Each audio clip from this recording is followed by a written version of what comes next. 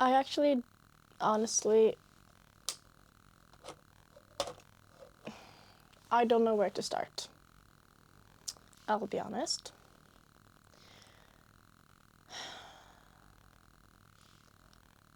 I'm sorry for disappearing for 3 weeks straight with no warning and no message of what was happening. I don't know how many of you even noticed that I was gone. I mean, I'm very much still a baby YouTuber at this with the whole thing.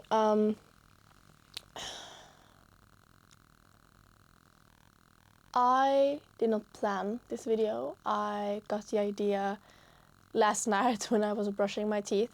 So yeah, that should tell you how spontaneous this is, I guess. All I knew is I wanted to update this Wednesday. I did not want to let a whole month pass. The reason I have been gone for these 3 weeks, my mom died. She got diagnosed with breast cancer almost 2 years ago. And she got chemotherapy, an intensive round of chemotherapy. Then it turned out one of the because she was like on 2 different ones or something at the same time, it was a thing. And then one of them stopped working, no, they didn't work, and then they switched to a different kind of chemotherapy type poison stuff. And then it worked for a bit, according to the scans and everything. And then at a point it stopped working, and there was a whole back and forth. I think she switched these intensive treatments 3 times, give or take, if I remember correctly. She got the news she had gotten the cancer in the beginning of summer in 2022. And then early 2023, we got told she was cancer-free. And she was finally starting to get better, like health-wise and with everything. And we were like, yes, this is over, thank God. I don't even believe in God, you know. And then summer 2023, or spring, she started telling the doctors that she thought she had the cancer again, that it didn't fully leave or that it came back. And they were like, that's such a like a 0.00001%. It's like impossible, no way it's back, no way. And then after my mom arguing with these doctors for some time, they did do the tests to check. My mom was right, the cancer was back, but this time it had spread to her skeleton. And now there is no cure. It's uncurable. And my mom called me and told me this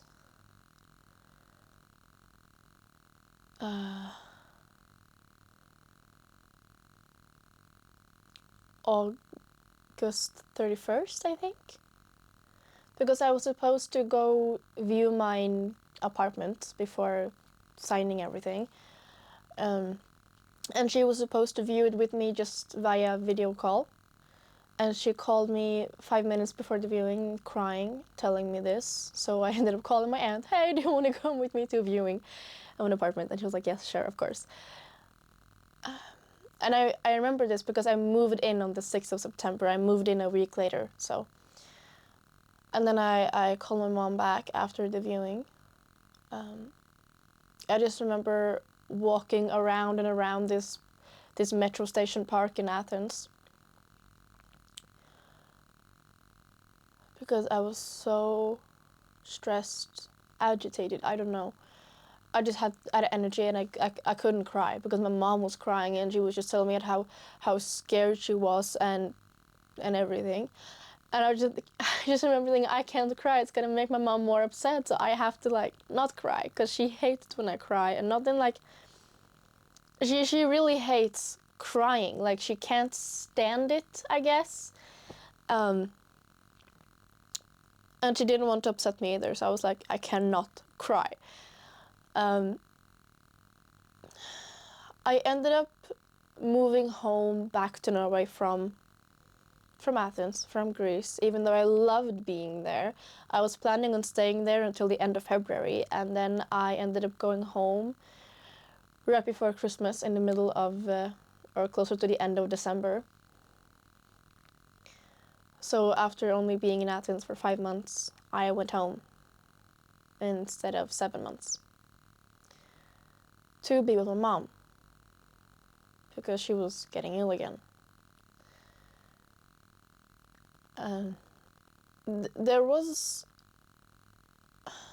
She was never that ill.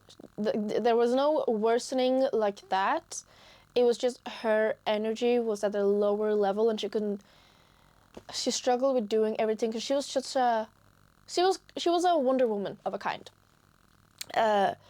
She could do so much in the same 24 hours as everyone else. It was kind of like, it was a wonder to witness. Like, oh my God, she had so much life and energy in her that it was a thing to witness.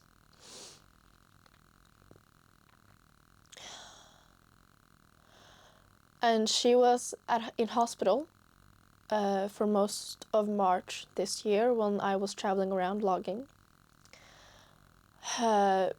But that was because she started getting these kind of seizures of a kind. And the doctors did scans and tests and everything, and they couldn't figure out what was causing these seizures. So they were like, what is going on? And then at first they suspected it was like the cancer spread to her brain, but they did several scans and tests, and they found no signs of it. If you Google that, how long the expected living period after that diagnosis for cancer in brains, I guess, 13 months is the average expected living time for that. I Googled, I checked. I should not have done that. I was terrified. I was still on the island that I filmed my last video at with my aunt. I was not supposed to come home for another 3 days, and then we were gonna talk some shit out between me, my mom, and my stepdad to like figure stuff out for like how to proceed with the potential aftermath, you know, of her passing. Because we just we had things to discuss, and my mom never wanted to discuss them before, but now she decided, okay, it's time. We should probably get this stuff discussed. So we had planned to do that Thursday the next week, and I was coming home on Wednesday. But the Saturday before, my stepdad called me. I think it was like 5:23 or something, like kind of along there, like 5:20 something in the morning on a Saturday. Tell me I had to come down to Bergen and to the hospital immediately. And I remember I went downstairs to the living room, and I was just sitting there, and I was just kind of crying and panicking. And then I went to the bathroom, and like I put a face cloth under cold water, and I was just like laying it on my face and just breathing and trying to calm down, and I couldn't calm down. And I realized I can't do this alone. So I padded my way upstairs to my amazing aunt, and I knocked on the door feeling like I felt like a 5-year-old little kid who had a nightmare or threw up or something, like, Mom, I threw up, something kind of like that. And I was like, Auntie, can you come downstairs? And I was like, what, yeah. So she came downstairs, and she helped me while I just cried and was babbling what had happened. And then we started looking, how can I get home? Like, do we take the 4 to 5 hour drive to take a boat? But there wasn't any boats until way later in the day, and it's like 3 hours with the boat, or if there was any flights. And there was a flight at 9:35. So I booked that. And then there was a boat going from the island to the mainland, 7 something. So after I packed all my stuff, I couldn't really eat. I couldn't drink. I was like shaking. I remember sitting with my feet on the table, wiggling my toes because I had to get energy out, and I didn't want to just keep bawling my ass out. So I was like wiggling my toes to get the panicky energy out. I remember playing solitaire, like just rounds and rounds and rounds of solitaire, just to do something, to keep my mind occupied with something. And then my aunt actually came with me. She flew with me down to Bergen. It was a half-hour flight, very short. And I was so afraid of not making it in time and being too late, and that we wouldn't get to have our talk and stuff, you know. And I kept checking in with my stepdad because I was like, oh my god, poor man, he's alone. He's alone with her right now. And I was like, how are you doing? Can you tell her I love her? Like, all that silly stuff. And when we went aboard the plane and I turned my phone on flight mode around 9:20 something, I remember telling my aunt then that I'm not afraid of being too late anymore, because everything has just lined up so perfectly. We're gonna make it. And just as I actually said that I wasn't afraid of being too late anymore, I became too late. I became too late. My mom died as I boarded the plane, or the plane took off, like around in that 10-minute period. And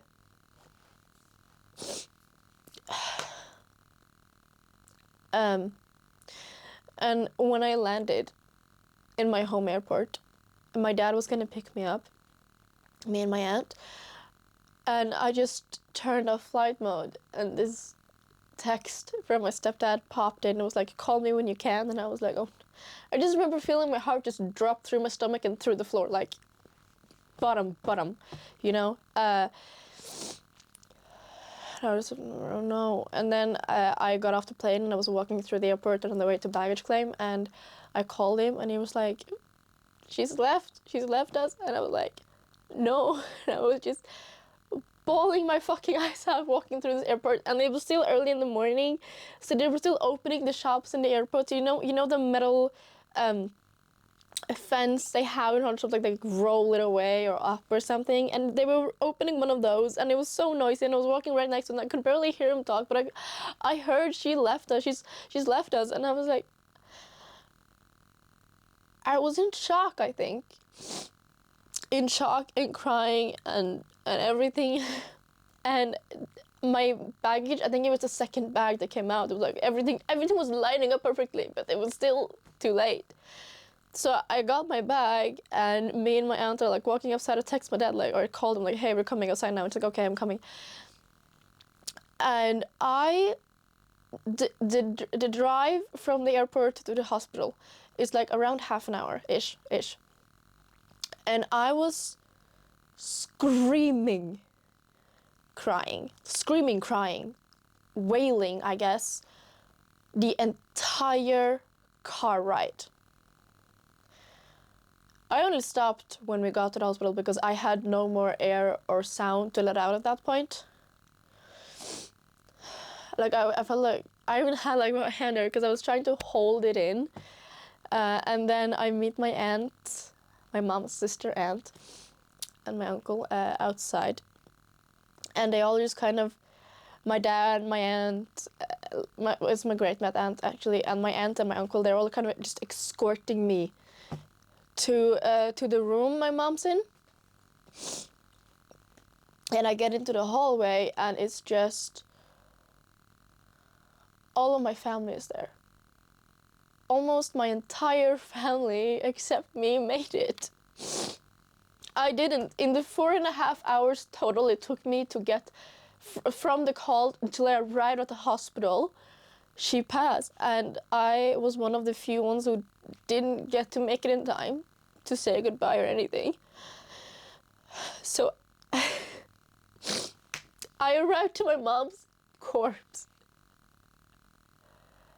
I arrived to just see my mom laying there, like as she was sleeping, but she was dead, and the color of her skin was wrong, and it looked so unnatural on her, because I've never met anyone with more life in them than she did. She was so full of it, and to see her so void of it, so empty, it was terrifying. I'm sitting in this freaking hospital room just gasping for breath because I couldn't cry anymore because I'd cried out, I guess.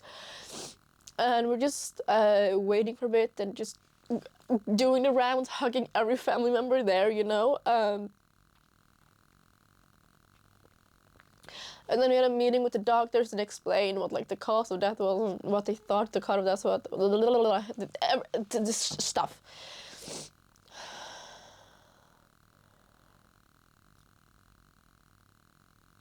And then I had to call my mom's best friend and tell her, like, hey, your lifelong best friend just died. It's me, your goddaughter, you know. And just listening to her absolutely break down, and then having to like keep calm and explain the stuff myself, like everything that had happened and how she'd had a wonderful last day, and she'd even gone home for a visit, and she'd had a little date with my stepdad, and they had a lovely time, and they had planned for her to come back home the day after on the Sunday, and they would have another little date. Well, my sister was at her handball practice thing, and her birthday was in 6 days, and they were gonna have another date on the evening of her birthday, and they were gonna have breakfast outside in the garden, and they were gonna drink coffee in the morning together and stuff. She didn't make it to her birthday. Less than a week was left. She didn't make it. They said at the hospital the most likely cause of death is that because they had found cancer cells in her spinal cord fluid. So they suspected that the cancer had spread to her brain membrane, and that is so thin it doesn't show in scans or pictures they've taken to find it, and that's they still didn't know exactly why it had happened so abruptly during the night, but that was the suspected cause of death. And she had felt no pain. She slept in, you could say. She fell asleep, but she didn't wake up. She wasn't in pain or anything. Going home from the hospital with a bag of my mom's stuff, but not my mom. Like, we were carrying her shoes and her jacket and her bag and everything. Just remember saying, I don't want to be bringing home the stuff. I want to be bringing home the human, you know. Luckily for me, I guess, my family, we were very tight-knit, like me, my stepdad, my sister, and my mom. So we're all very tight. We're all very close. And I'm so thankful for that, because I'm not as close with my dad. And he called me, I think, almost 3 times per day the next 2 weeks. And I was so baffled and confused why every time he called me. I was like, why are you calling me? And he was like, I'm just trying to check up on you, like, how are you? And I was just like, it's going. Because in Norwegian, we say it's going fine or it's going bad, you kind of know. And I could never answer if it was going fine or if it was going bad. I would just say it was going. Like, it's just, I'm just existing. I'm just, yeah, you know.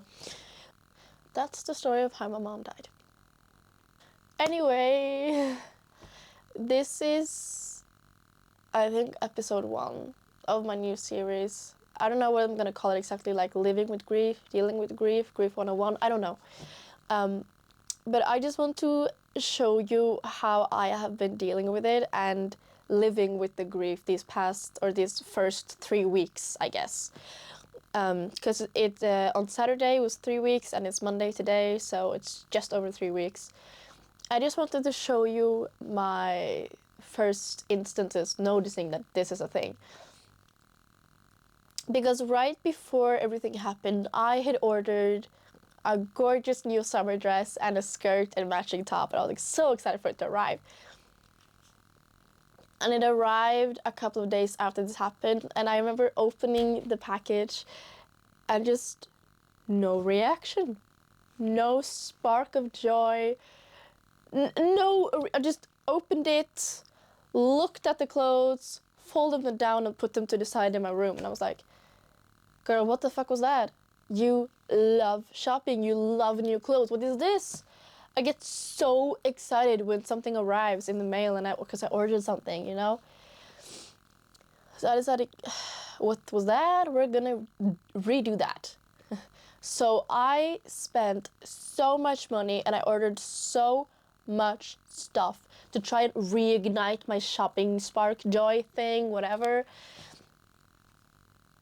I wanted to do a little haul to show you everything. Also the original dress and stuff. I even wrote letters, kind of, to my mom. I wrote one on the day she died, and I was kind of reading it out loud to her, hoping she could hear me. It did help a little bit. It made me cry. And I've held my promise and in my words to look for her in the sparkling stars, in the bright sun and moon, in the colorful clouds and the beautiful sunsets. I have said good morning, Mom, to the sun every day since then. I've said good night, Mom, to the moon and the stars every day since then, or the sunsets. Like, I've always greeted my mom. I've always talked to my mom in the celestial sky bodies, you know, because that's how I found comfort with it. I was also a casket carrier at my mom's funeral, and I also held a speech there. I'll read the funeral speech at a later point in a later video, I think. I'll do a video for that, I think. But yeah. Want to see my shopping addiction? First things, I'll show you the original dress. Look at this. I'm gonna show you the skirt part. I don't know how much you can see. I'm gonna put a picture in here of the dress in its glory. And next, for the skirt. This is the skirt. It's long. And the top is like a blouse. You kind of tie it in the middle. So it's like, again, picture. This is the stuff I had no reactions to. So I went on a shopping spree, if you will. I'm gonna check that this still has lights on it. Oh my god, it's blinking! Oh no. I then I ordered this tank top. Ain't you cute? I got this 3-pack of scrunchies with like stars on them.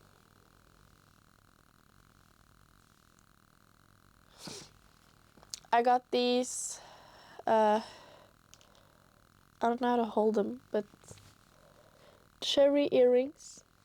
Very cute, if I say so myself. I then also got this gold dress. I do love me a sparkly gold dress. I have no idea how well you can see the glitter on camera, but it's like a ruche bottom. Am I still having battery? I still have battery.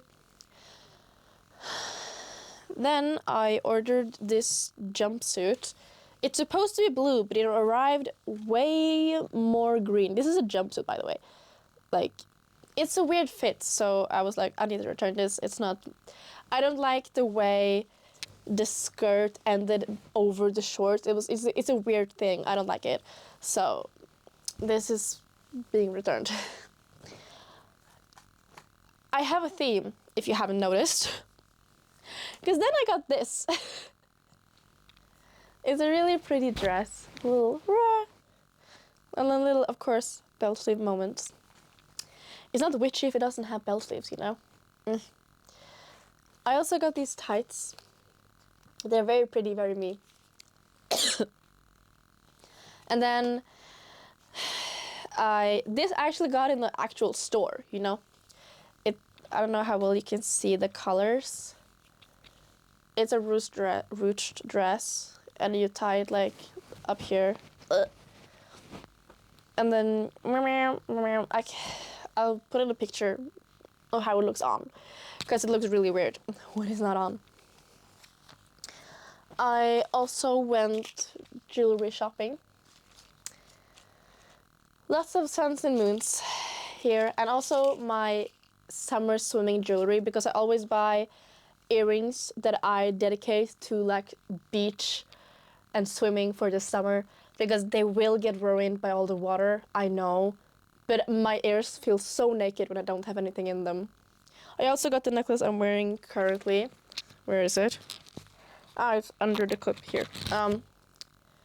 I have no clue how well you can see these on camera. It's a heart with sparkles and it says mom in the middle. I also ordered a bunch of stuff from Every Jewels because they had a sale, and I was like, yes. And I ordered an engraved locket that I wrote Mama on, which means mom in Norwegian. I also got travel stuff. This is a neck pillow that you can stuff your own clothes into. This is just like the case for the neck pillow, I guess. And I got a bunch of like pearl supplies with like evil eyes and letters, and I'm thinking of making some bracelets that has like fuck cancer and has some evil eyes on there to repel the bad energy. And I got like lock stuff in gold, or gold coated. Gold coated? Anyway. Yeah. That's a whole lot of money in a pile here. Also, I got this! It's like a little travel pillow, and you can slide it on your suitcase or clip it on your backpack. And it's a pillow, but also it has blanket. Airplanes are either super hot or super cold, no in between. Anyway. Hello. I just wanted to pop my head in and just say that the whole reason I made the video yesterday was to say the advice I got. I was at a seminar 2 days after my mom died about being the bereaved of a cancer patient. And the advice the guy got was from a doctor, and it was keep doing things you love and fun things until they become fun things again, until they start sparking joy again. And that's the whole reason I went on a shopping spree, because I was trying to spark my joy again and doing things I like and stuff. So that's my advice. That's the point of the video. Keep doing fun things and things you like until they become fun again, and until you like doing them again. That's the advice. And it kind of works, actually. So thank you for watching, or sticking through, I guess. And next week, next Wednesday, we'll be back to more regular scheduled program. I don't know what it's gonna be yet. I think the ball recap review is just cursed at this point. Like, I tried several times and it was like, no, not happening, girl. So I think I'm gonna do like that on a different platform, like either TikTok or Instagram or whatever. If you have any preferences or wishes to where you want me to do that, let me know so I can put it out either on the like TikTok or Instagram, whatever. Anyway, come back next week, next Wednesday, for more of my face and my life, I guess, if you wish to hear it. Anyway, thank you.